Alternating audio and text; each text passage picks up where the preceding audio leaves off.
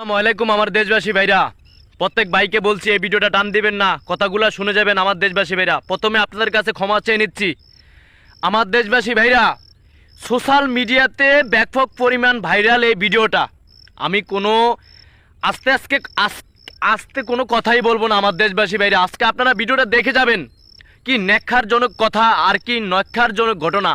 আমার দেশবাসী ভাইরা, আমার উপরে একটা ভিডিও দেখতেছেন সোশ্যাল মিডিয়াতে ব্যাপক পরিমাণ ভাইরাল, যে একটা চায়না দেশে মুসলিম কান্ট্রিতে তারাও কিন্তু মুসলমান।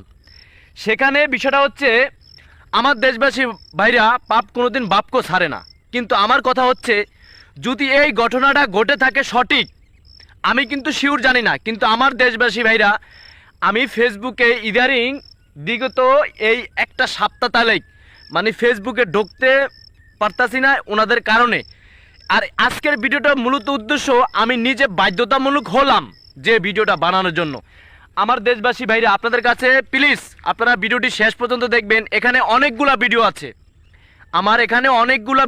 উপরে আপনারা প্রত্যেকটা ভিডিও ফলো করবেন, যে তারা কি ফেক ভিডিও বানাইতেছে, না এটা কি রিয়েলি ঘটনা ঘটেছে, না এটা আল্লাহর গজব এক দিয়েছে।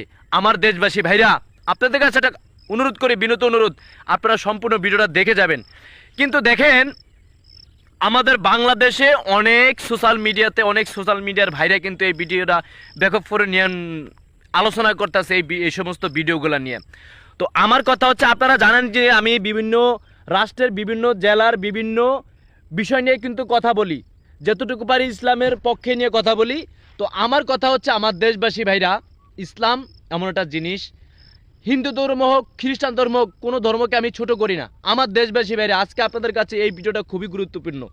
দেখেন, চায়নাতে ঘটনাটা ঘটেছে কিন্তু চায়নাতে। এই ন্যাক্কারজনক কথাটা আমি বলতে চাই না, আপনারা বুঝে নেবেন। আমার দেশবাসী ভাইরা, আমার মুখ দিয়ে আমি বলতে চাই না। তো আমার কথা হচ্ছে, যদি এমন ঘটনা ঘটে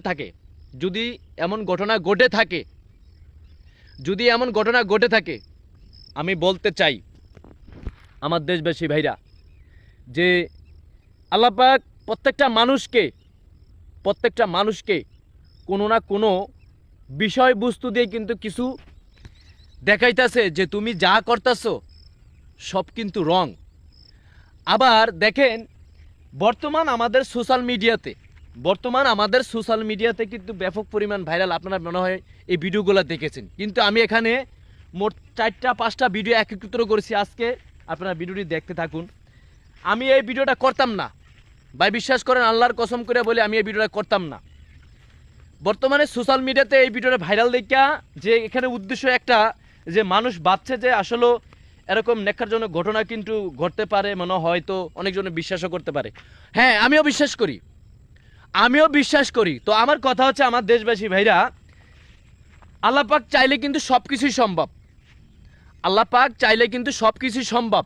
কিন্তু আমার দেশবাসী ভাইরা, এই যে চায়নাতে যে ঘটনাটি ঘটতেছে, সেখানকার মা বাবা তার আত্মীয় স্বজন সকলে কিন্তু সেখানে উপস্থিত আছেও। আবার অনেক ভাই সেখানে তাদের জন্য কোরআন শরীফ পড়তেছে বানি বৈশা, তারা ময়মুরব্বীরা যারা আছে, তারা আত্মীয় স্বজন যারা।